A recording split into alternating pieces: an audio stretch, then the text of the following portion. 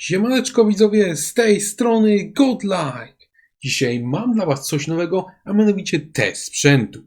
Jakiś czas temu na kanał wleciał taki materiał o PlayStation 3. Ja to mówiłem, że ta konsola jest całkiem fajna, że nadal fajnie się na niej gra, ale jest jeden problem. Otóż ten problem jest tutaj. Jest to kontroler tej konsoli, konkretnie jest to bardzo stary DualShock 3.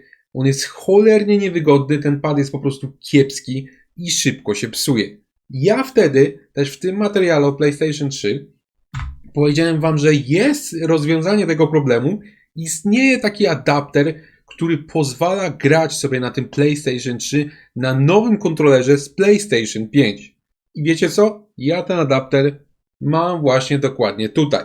Zamierzam go dla was sprawdzić, czy ten adapter jest fajny, czy jest wart zakupu i czy na PlayStation 3 można bez problemu grać tym najnowocześniejszym padem DualSense'em i czy to gówno DualShock 3 możemy w końcu wyrzucić do śmieci i w ogóle o nim zapomnieć. Sprawdźmy. Jest to taki specjalny adapter pozwalający na granie nieoryginalnymi kontrolerami na konsolach. Dzięki niemu możecie grać sobie na przykład na Switchu padem od Xboxa albo na PlayStation 3 DualSense'em. Ten sprzęt obsługuje konsole PS3, PS4, Switcha oraz PC. Powiecie, no dobra Godlike, ale takich adapterów jest już trochę na rynku. Jest jakiś tam Mayflash, jest taki śmieszny adapterek 8-bit do. W czym ten adapter jest inny? Otóż po pierwsze, ten adapter obsługuje ponad 135 różnych kontrolerów, czyli bardzo dużo. Od najnowocześniejszych padów, jak właśnie wspomniany już tutaj DualSense od PlayStation 5, czy pada od Xbox Series X, po jakiś starocie typu pad od Xboxa 360, zdarzają się tu takie nawet jakieś egzotyczne cudaki w stylu, no tutaj czytam z pudełka przyznam, Sega Astro City Mini, nawet nie wiem co to jest za bardzo, a to też działa. Po drugie i chyba najważniejsze, według internautów jest to jedyny adapter, na którym działa żyroskop na nowoczesnych padach na PlayStation 3. Jedyny. Do tego oprócz żyroskopu działają też wszystkie inne bariery na PlayStation 3, czyli działają wibracje oraz przycisk PlayStation, z czym niestety bardzo dużo ludzi ciągle musi się zmagać na innych adapterach. Tutaj przy okazji też przypominam, że niektóre gry na tej konsoli wymagają działającego żyroskopu, jak na przykład Killzone 2. Tak więc nie jest to jedynie taki fajny bajer, że jest tam żyroskop, tylko czasami jest to konieczność, że on musi być. Na deser mamy także funkcje dodatkowe, jak możliwość remapowania przycisków oraz funkcja turbo, ale o tych powiemy sobie jeszcze później. W praktyce więc, jeżeli chcielibyście wygodnie grać na nadal fajnej konsoli, jaką jest PlayStation 3 i to przy użyciu nowoczesnego pada, jak na przykład DualSense, to bardzo wiele osób decyduje się na zakup tego właśnie sprzętu.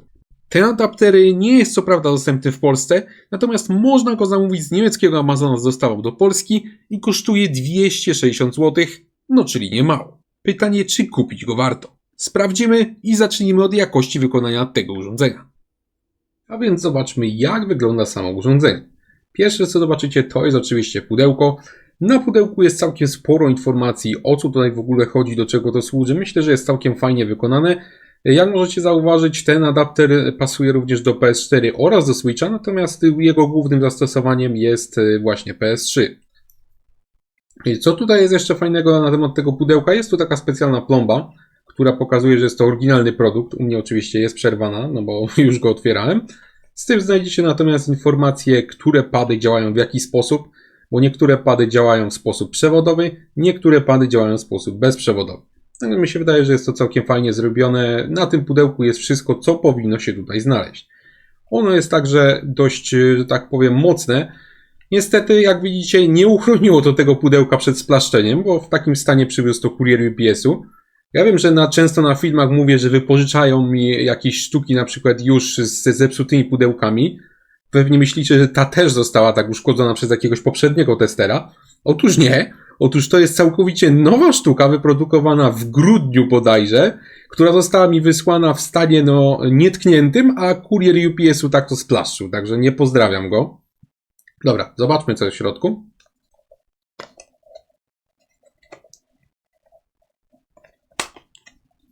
W środku znajdziemy taką fajną, śmieszną, wysuwaną kieszonkę. Możecie ją sobie tutaj zobaczyć.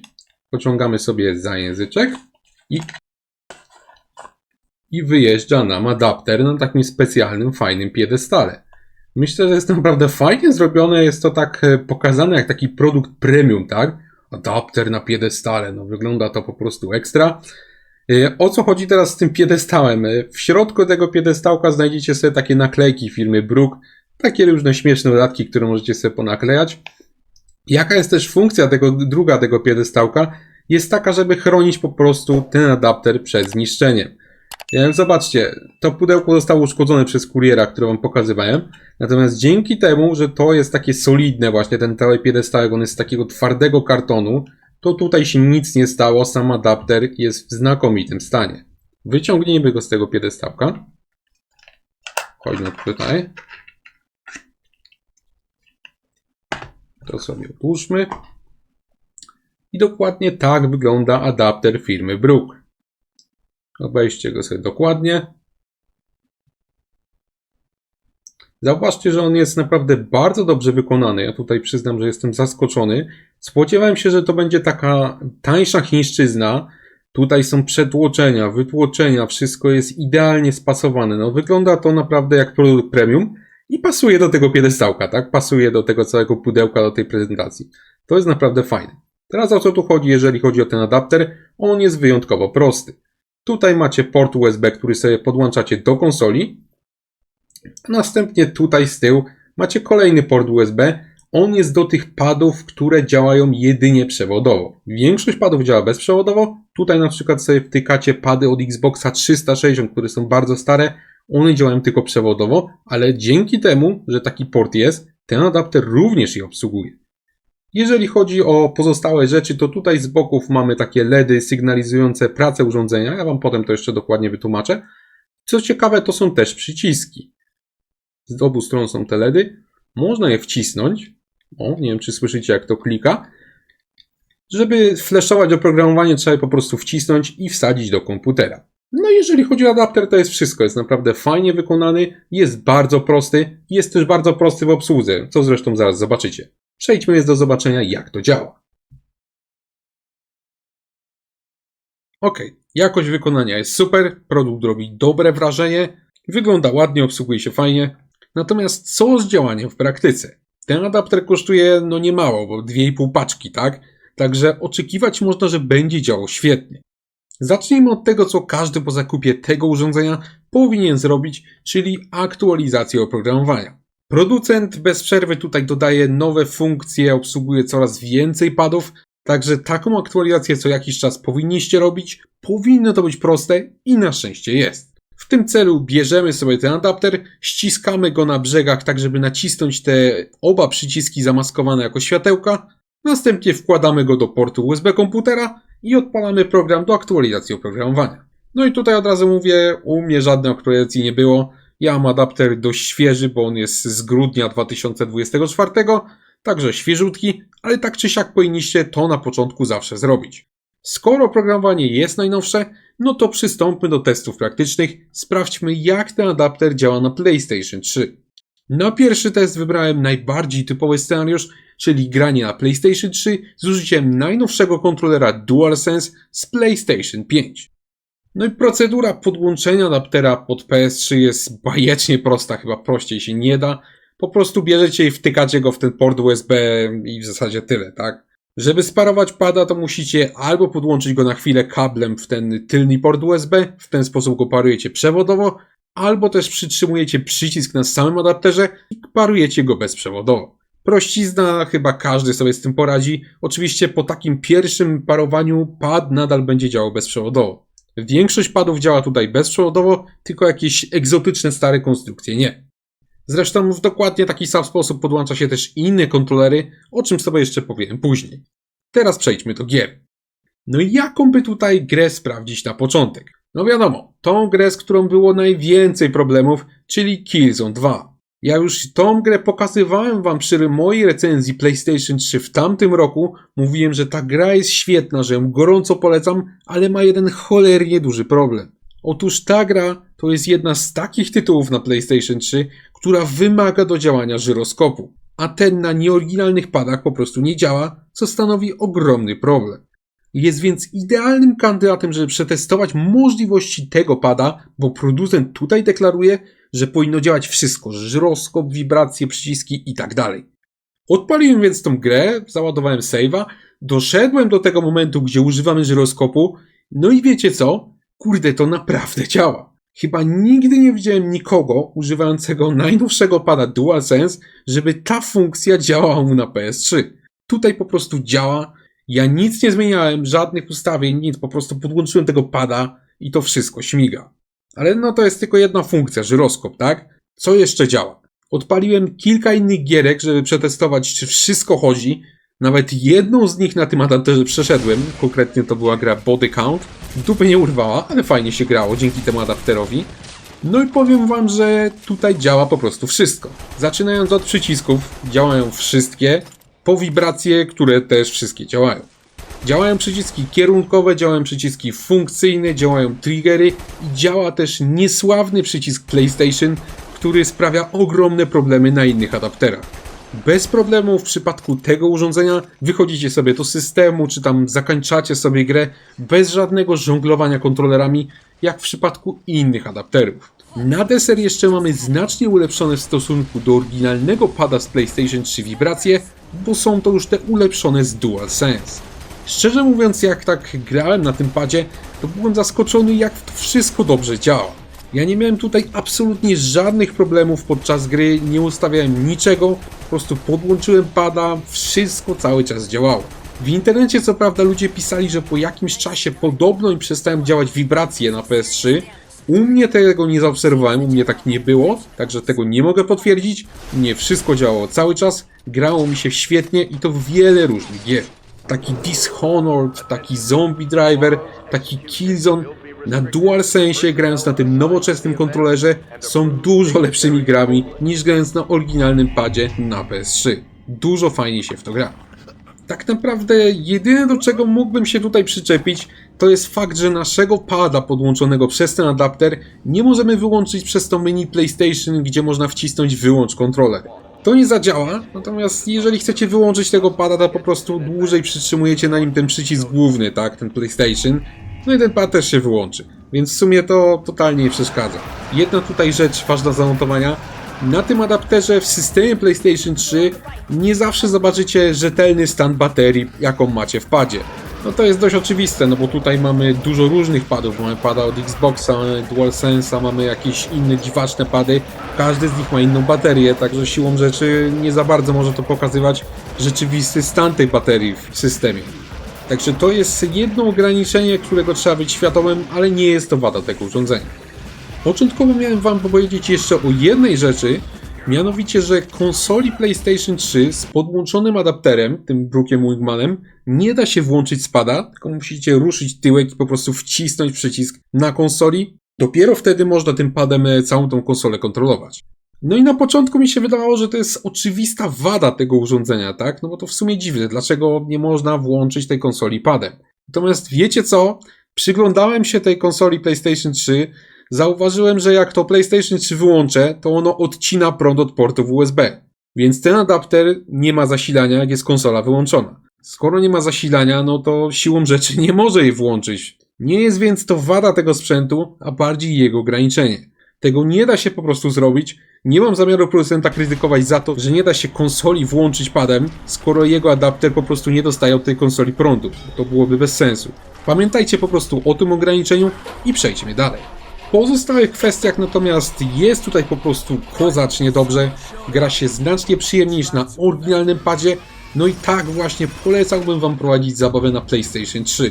Tutaj nie ma żadnych ograniczeń, działa po prostu wszystko.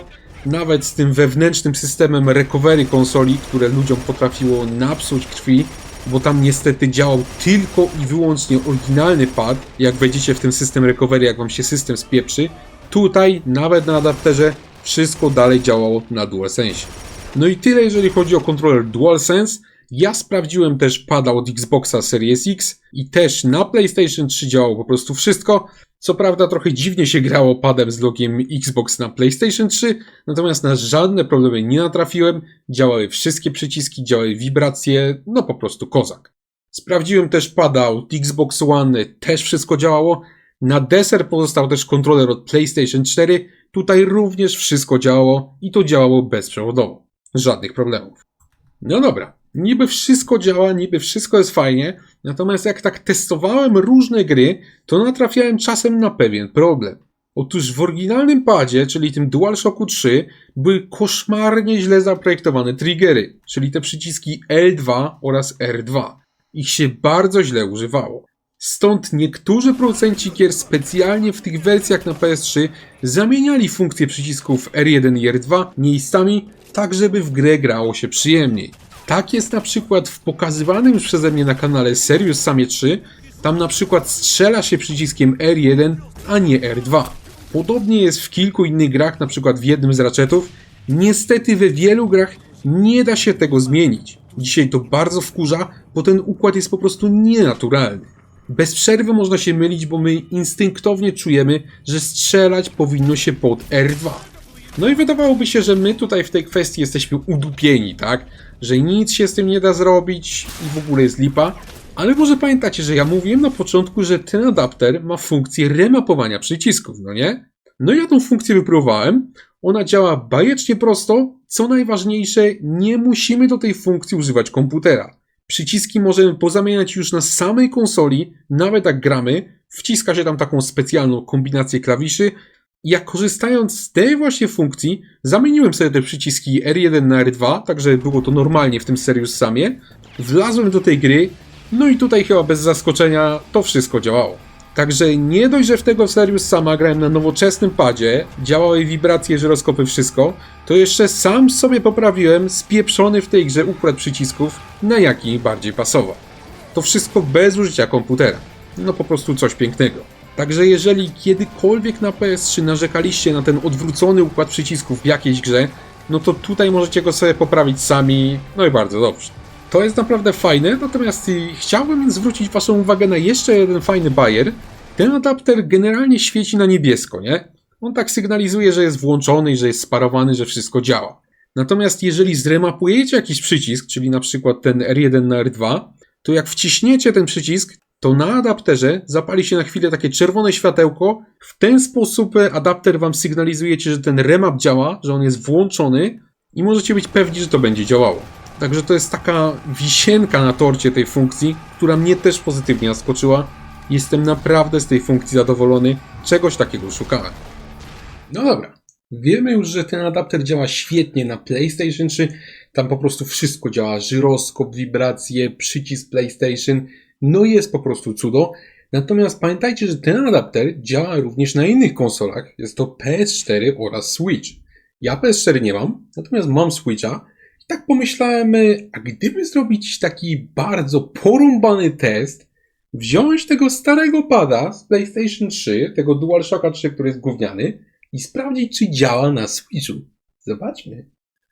No i jak powiedziałem, to tak zrobiłem. Dzielnie więc wziąłem do ręki DualShocka 3. Wykorzystałem ten specjalny port USB w adapterze, żeby wsadzić ten dziwaczny kabelek z DualShocka 3, czyli ten mini USB, i sparować go z padem Sony. No i wiecie co, widzowie? Ten DualShock 3 działał na Switchu. Czujecie to? Tak normalnie. Działały wszystkie przyciski, działały wibracje i tak dalej. Po prostu dało się normalnie grać. Jedyne co nie działało, to jest jedna oś od żyroskopu. Działała ta oś pozioma, nie działała oś pionowa, co mnie trochę zdziwiło. Żeby sprawdzić, czy to jest wina samego adaptera, podłączyłem do Switcha jeszcze kontroler DualSense. Okazało się, że tam działało wszystko, czyli żyroskop, wszystkie strony, wszystkie przyciski, wszystko, wszystkie triggery i tak dalej. Zresztą popatrzcie sobie na ten film, tutaj możecie sobie zobaczyć, jak gram na DualSense w Luigi's Mansion 2 na Switchu, którego recenzję zresztą też znajdziecie na kanale. Także choć może ten DualShock 3 nie działa w pełni, tam ten żyroskop działa tylko w połowie, to i tak jestem mocno zaskoczony, że w ogóle on tam działa, bo to jest kontroler bardzo stary, bardzo kiepski, o dziwnym protokole i on działa na Switchu dzięki temu adapterowi. Powiedzmy sobie szczerze, nikt go tam nie będzie używał do grania. Przetestowałem to tylko dla jaj i jestem zaskoczony, że to naprawdę działa i szacun dla deweloperów. Także po tym teście została nam tak naprawdę tylko jedna rzecz, czyli podsumowanie. Czy adapter Brook Wingman XC2 jest więc warto kupić? Widzowie, dawno nie byłem z jakiegoś sprzętu tak zadowolony jak z tego właśnie adaptera. Jest świetnie wykonany, jest bajecznie prosty w obsłudze, obsługuje całe mnóstwo padów i do tego działa na nim praktycznie wszystko. Tak naprawdę jedyną jego minimalną wadą jest fakt, że pada nie da się wyłączyć wybierając opcję wyłącz kontroler z tego menu głównego, no ale i tak możecie ten kontroler wyłączyć po prostu przytrzymując dłużej pada. W cenie około 260 zł myślę, że dla każdego posiadacza PlayStation 3 ten adapter to jest naprawdę łakomy kąsek, gorąco Wam polecam jego zakup. Dzięki temu sprzętowi w każdą grę na PlayStation 3 gra się dużo lepiej, do tego nie musicie się godzić na żadne kompromisy, bo tu działa po prostu wszystko. Do tego samego adaptera możecie też używać na swoim PlayStation 4 albo na Switchu, jeżeli je macie, bo tam też wszystko działa. Jest to po prostu świetne urządzenie. Ja Wam powiem, że ja swoją sztukę wypożyczyłem na testy, także niedługo będę musiał tą swoją sztukę zwrócić niestety. Natomiast wiecie co? Na pewno sobie ten adapter kupię na własność, bo jest tego wart. Ten adapter co prawda nie jest oficjalnie dostępny w Polsce, natomiast można go kupić na niemieckim Amazonie. Jak pewnie wiecie, ten niemiecki Amazon bez problemu dostarcza produkty do Polski i tam też możecie go kupić. Jeżeli jesteście zainteresowani, to link do tego adaptera znajdzie się w opisie filmu. A wy dajcie znać, czy korzystacie z podobnych urządzeń właśnie jak ten adapter i czy DualShock 3 na PlayStation 3 też Was irytuje. Czekam na Wasze komentarze i jak zawsze chętnie z Wami podyskutuję. Dziękuję Wam za obejrzenie tego właśnie materiału i zapraszam Was do obserwowania kanału, bo takie filmy będą się na nie pojawiać regularnie. Bardzo dziękuję również osobom, które zdecydowały się wesprzeć lub tego lajka. Dzięki właśnie Waszemu wsparciu udaje się zakupić sprzęt oraz gry, które później trafiają na kanał. Bez Waszego wsparcia wielu filmów nie udałoby się w ogóle stworzyć. Także dzięki Wam bardzo i do zobaczenia niebawem.